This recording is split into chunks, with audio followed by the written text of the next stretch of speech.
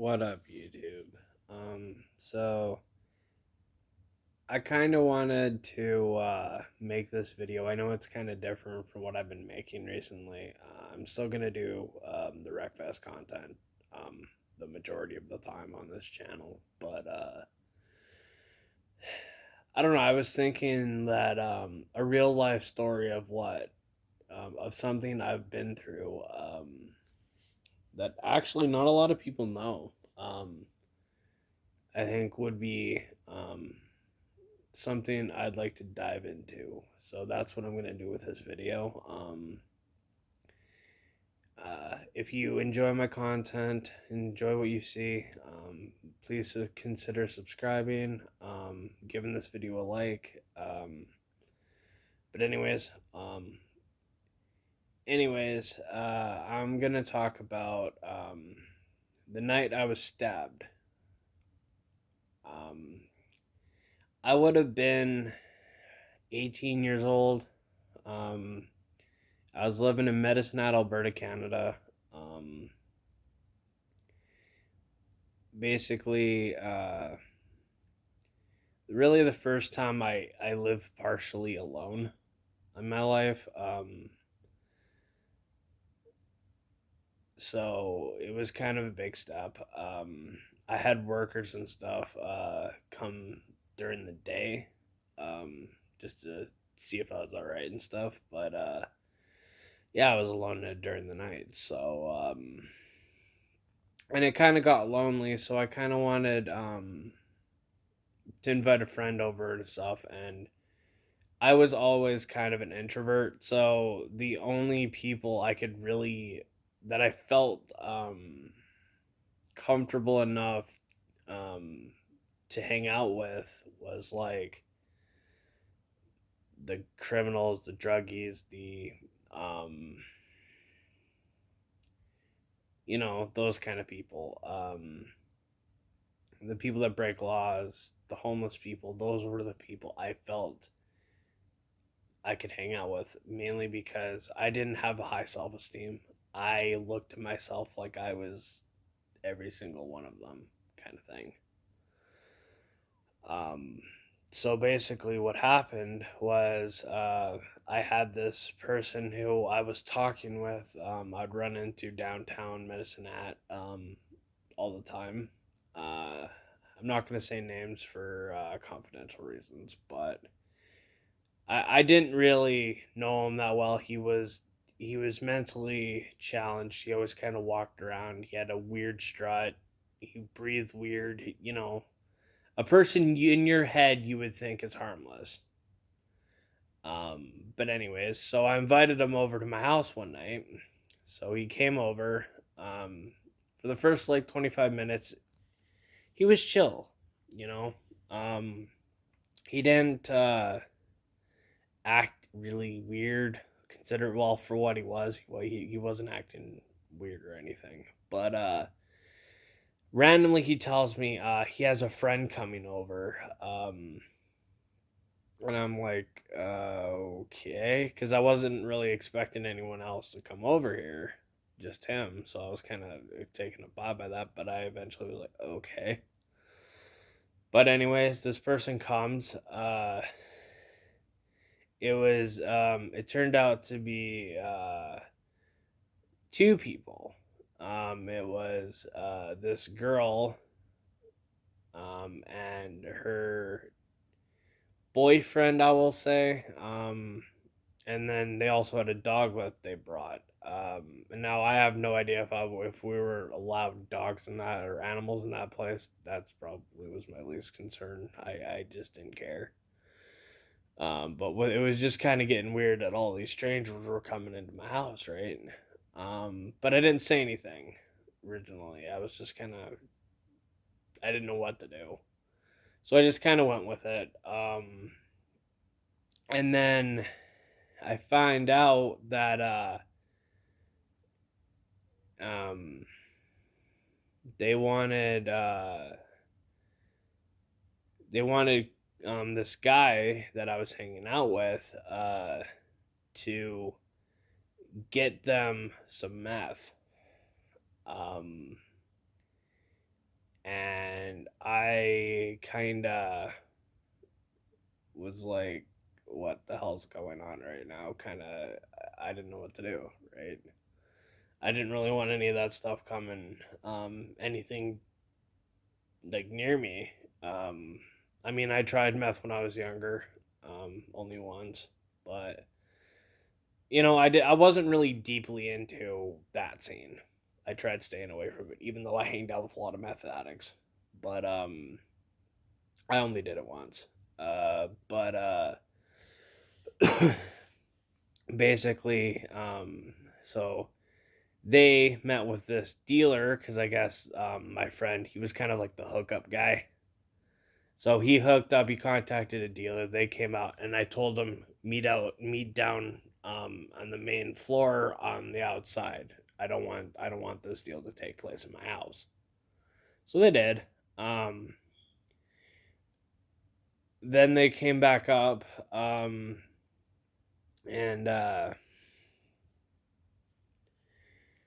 basically he went into the bathroom, my bathroom, and started smoking through a pipe meth, and I was kind of like,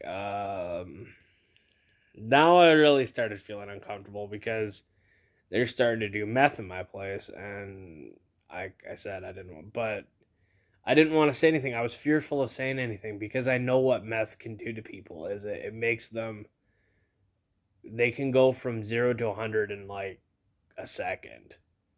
So I was I was scared of it reaching to the point of of it getting physical or them getting losing it, right? Because I was fearful of that. So I just shut up and stayed quiet.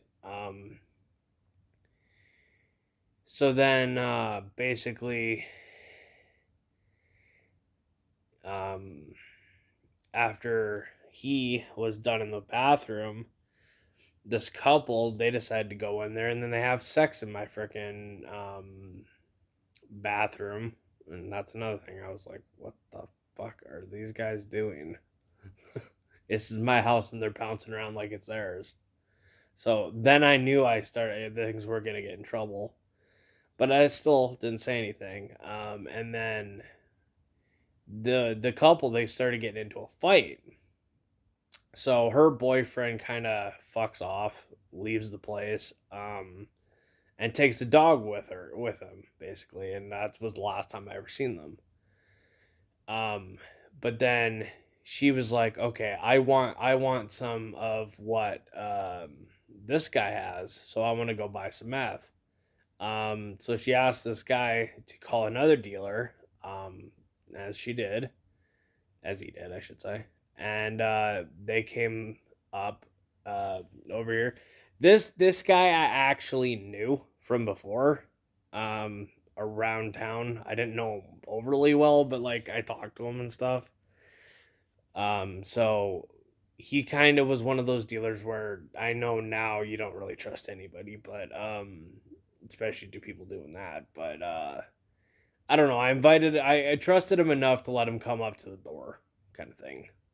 So he come up, um, basically made this deal with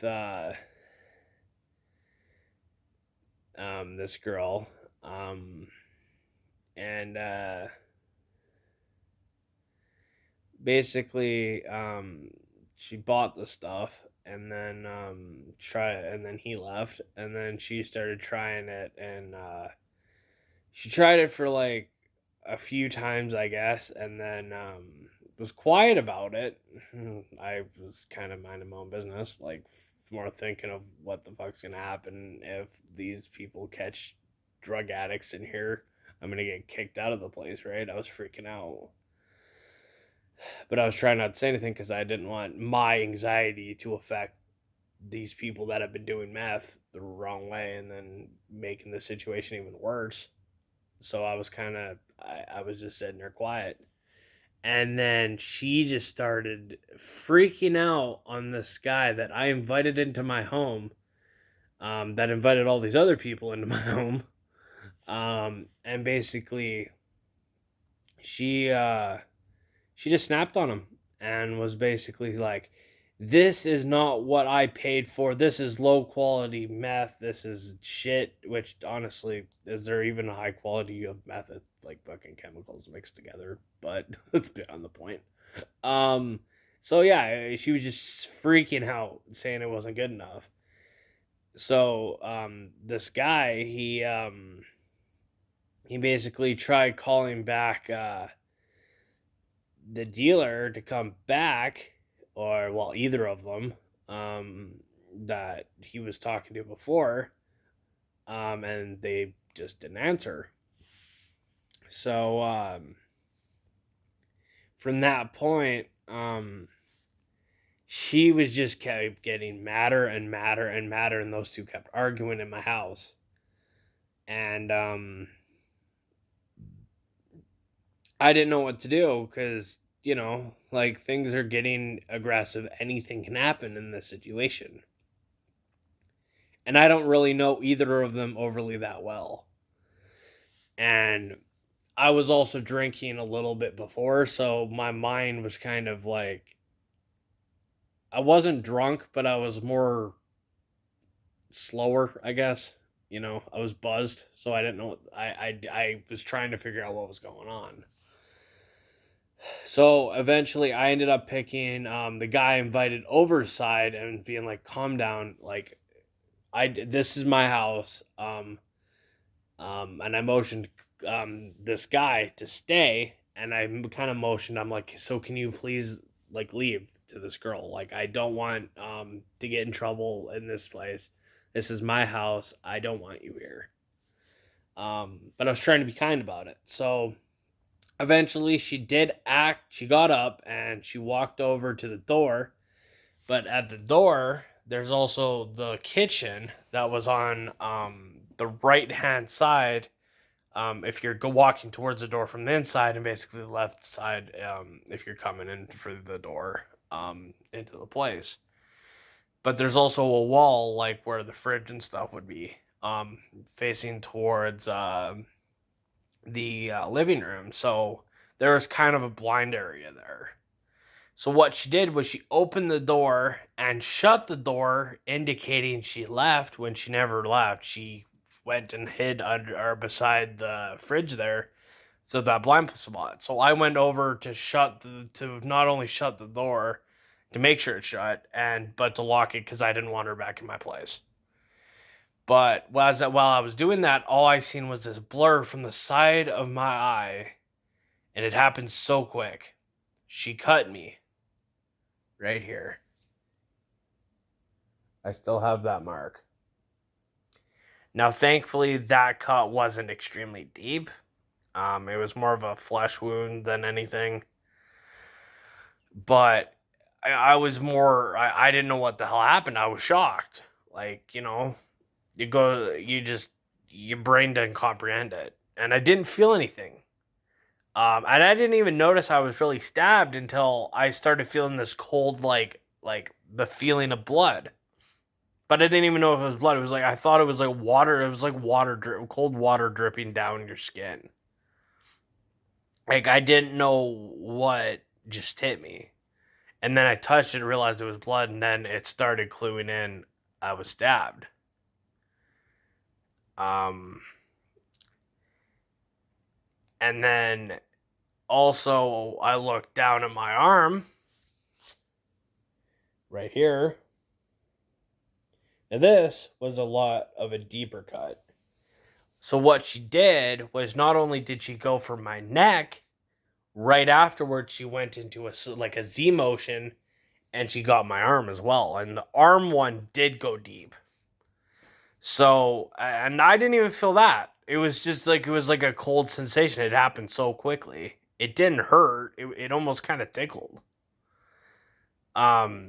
Which was kind of weird. So and then she backed us out into the living room area, and then she got fighting with this guy again, and she stabbed him a few times and cut him. I have no idea if his cuts were severe or not. I know he didn't go into the hospital at any point. So I'm guessing not. Um, but anyways, um, she just started screaming, and when we were both sitting down, she started destroying all my stuff. I had a brand new TV, flat screen TV, and I had a brand new Xbox One when I first one I ever got, the first Xbox One I ever had, and she just picked it up and smashed it onto the ground. She threw something, I have no idea what, at the TV, and it was like a hole through it. Like you could see the wall through the TV. It was nuts. This girl like lost it. She destroyed half my CD collection. She like there was a tons of shit that was just all over. It was a mess. And at this point, I'm still fucking bleeding, trying to clue in what the hell. Honestly, it's kind of funny looking back now. I was more mad about her destroying my Xbox and TV than the point I was stabbed.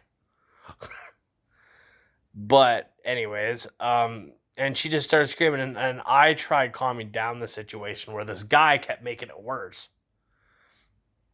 Um, and eventually I kind of got her to sympathize with me a little bit because I was kind of just caught in the crossfires of this, you know. Um, I had nothing to do with this deal. I had nothing. I was just the wrong place, wrong time, and I was stupid and trusting this guy to come over. That's basically was my mistake. Um, so I kind of more I was like, okay, well at this point she's not gonna necessarily leave, but I can try calming her down. Um, because I was kind of a quick thinker back. I just with my ADHD, I was able to put that stressful situation and just use my persuasion and my voice to kind of relate. So I talked to her, and she ended up breaking down eventually. Um, I took her over actually to my bedroom away from this guy to split them up. But she had the door open to make sure he didn't run out the door. But me and her were talking, and we talked for like probably 2 hours, like an hour. And this is like half that hour, about half an hour, I had nothing covering up my cuts or anything. Um, and I just started talking to her, and she told me her story. Like she had a kid, and she got raped, I guess, and she got her kid got taken away from her, and then she got into meth, and she was from Quebec originally. And moved came down here. She was never really from there. She was only there for like 2 weeks, and she came there to like deal with the problems. I guess she was from like one of those drug families, and kind of trying to smarten up what's going on there. The smart like basically, like settle the score with certain people and stuff. I guess I don't know. I didn't understand it that much. But I kind of just like I said, I calmed her down, and she started crying. She more felt bad that she just did what she did to me. Um, than like it was more like I'm sorry, I'm so sorry that I did this to you. With the other guy though, like I'm honest to God, thought she was gonna kill him, and he kept making it worse and worse and worse. He kept like saying stupid shit and pissing her off. So at that point, I didn't know what to do really, other than just keep her calm. And so at the point she was calm, and she kind of I almost like you hear when you kind of get close and friendly a little bit to your captives or the people that are abusing you, like in a way like you gain some weird twisted connection with them. I kind of gained that with her. um and I basically asked for like a wet cloth because I didn't have any band-aids or shit, so I was just asking for like a wet face cloth. And I put that over my neck and arm, switching back and forth. and I applied pressure to it. But at that point, things started getting dizzy. Like I was losing pressure into the head and brain. I was getting dizzy. But thankfully, I used to have dizzy spells, like bad dizzy spells as a kid growing up. So I kind of was used to it. Um, I knew exactly what to do to keep myself conscious, which I had to do at this point. Because if I lost conscious, I probably would have bled out, and God knows what happened. Um, you know. So I kept doing that. She offered me cigarettes, and I smoked a lot of them during that point. And I think that kept like me going. I could keep my heart rate down a bit. Even in a stress situation, that kind of slowed my heartbeat down. So it lessened the blood coming out. But thankfully, I was able to survive through that. And then multiple hours go by. I always said about 9 hours until everything was over, but I'll say about 7 hours. She finally decides to let this guy go. She's like, I want you to go. Don't say anything to anyone or I'll kill you, was basically her words. And he ended up leaving, never saying anything. Nobody, no cops came, nothing. And at that point, it's really kind of hard to remember because it was just time went. Time almost seemed to go quicker at that point. It was weird. Um, until eventually she's like, "All right, so here's the plan. You promised me you're not gonna tell anyone. You're gonna tell you're gonna go to the doctors and just basically say like, well, actually, she told me not to go to the doctors, and she told me to somehow fix this myself, which is purely stupid. But basically, what she did was like we ended up having some like old like those roll up bandages that you can get like first aid freaking kits and stuff. We had one of those, and it was like she poorly wrapped my arm up. And at this point, my neck one stopped bleeding. Like I said, it wasn't a deep cut, so it just stopped bleeding. Where my arm, though, that she wrapped that up into like a kind of like a bandage sling. Um, and then she's like, "Okay, I'm going to leave. Um, just try spinning up some story if anybody asks about it." And then she basically told me the same thing. If you say anything to anybody, I'll kill you. That was basically the whole thing. So for another hour after she left, which she did leave, and I locked the door when she left. The second she walked out that door, I locked the door, and thankfully she didn't stay in the house at that point. That was ironically the last time I ever seen her. I sat in my room for about 30 to 45 minutes contemplating what to do. At first I was thinking like, okay, I bet I better not tell anybody, but then I realized in probably 3 or 4 hours, one of my workers was supposed to come during the morning. And I'm like, well, they're gonna obviously notice that. There's something majorly wrong there. And it's like I just couldn't get out and lie about it. Like, everyone would know. So then I call a few people before I called 911 and I asked their opinions on it, and they all said call 911. So eventually I was like, okay, I have to do this. I called the police. About 25 minutes later, I get a knock on the front door. Basically, it's the police. And I open it. Um, and it was this male cop. He was British. I dealt with him before. And this woman cop who I don't remember overly much, but he waltzed in, looked around, looked at me, didn't seem to overly care much that I was cut open or anything. He just kind of more questioned me, and looked around, and she kind of did the same thing, um, but was more quiet. She was just kind of looking around. And afterwards, after basically I told the story of what happened, he looked at me and said, "You know what? I think you're lying to me." And I'm like, "What?" And he said these very words: "I think you did it to yourself for attention."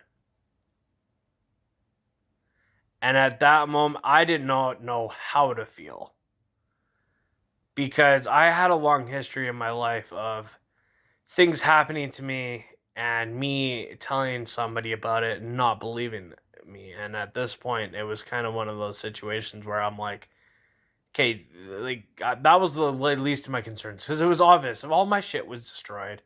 I was cut deep. I even showed the cuts to them. I didn't have a history of cutting to, especially to that point, that was that deep in. Like there was a hole in my arm. So after that, I was just shocked. And eventually, my worker actually came in while they were still asking me all these questions. And he introduced himself to the police and came in. And thankfully, this worker was a worker that was kind of a no BS. He didn't take bullshit from anyone. And he looked at me, looked at my arm, and he was also a part time nurse. So he knew this shit was like, it was bad. And he is like, excuse me, officer, I'm pretty sure Alex here is telling the truth. He wouldn't have done this. This is not out of character for him. He wouldn't have destroyed his video game console. The video game console was his life. Was basically what I remember him saying. That actually kind of made me laugh, giggle a little bit, because it was kind of like it was a light sentence in a dark moment of, I don't, darkness. And I managed to, he convinced them to take me to the hospital. So I went to the hospital. I got 9 stitches in my arm. I don't know. It's really hard to see now. It's kind of, you can see it, but 9 stitches over that. They basically just put like a band-aid kind of thing over my neck. And that was about it. And it continuously, and then they came back and they questioned me more. And all I basically told them, like I told them the same thing. They asked for a name, and ironically, the only person's name I really remembered was the 2 drug dealers.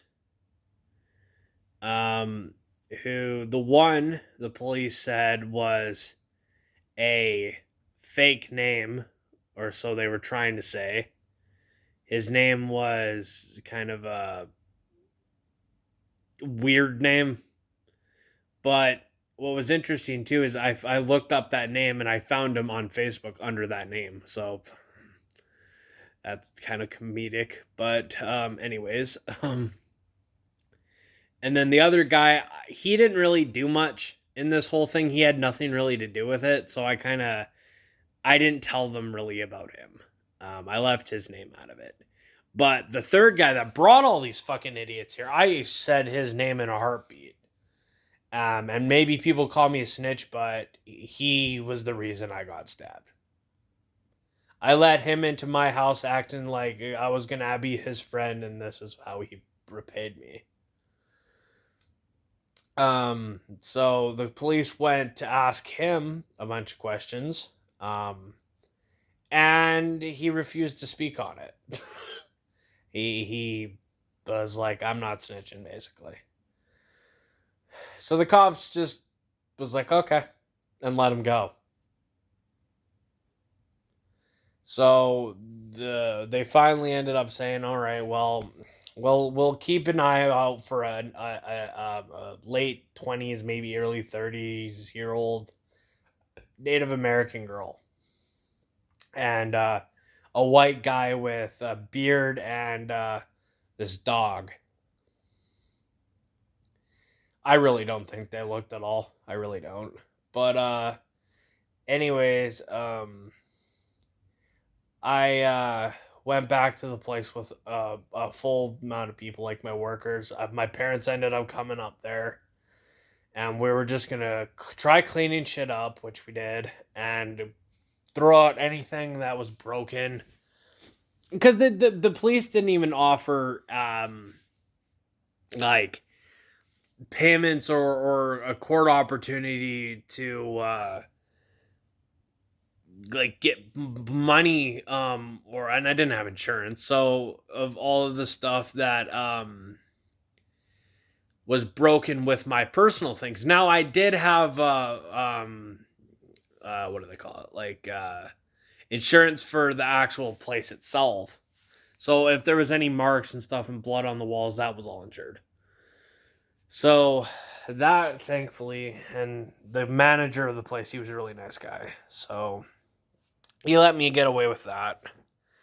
Um, but we ended up cleaning, and I went home here. And I really never went back to Medicine Hat until I got with one of my exes, now exes, and I moved back up there for a couple months. But that's another story. Um, but yeah, the cop, the British cop that was acted like an ass to me and tried spinning this story of me stabbing myself. He never got in trouble. They gave me an opportunity to really take actions further, to call this number and kind of tell what happened, report it. I didn't bother with that because honestly, nobody really, they don't give a shit. They really don't. At least that was my attitude back then, and I still don't think they would have done anything. But this person never got caught. I don't remember her name. I really don't.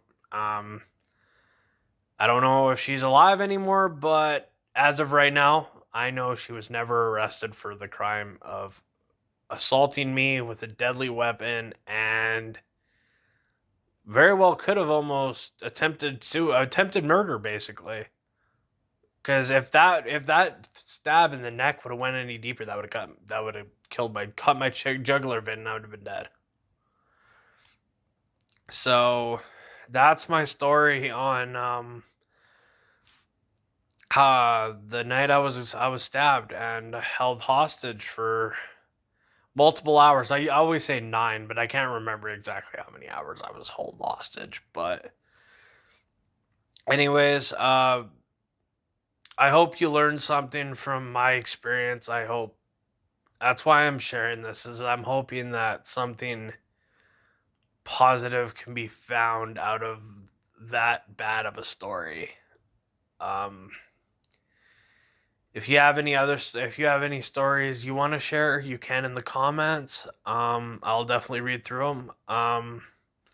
Please share this video around.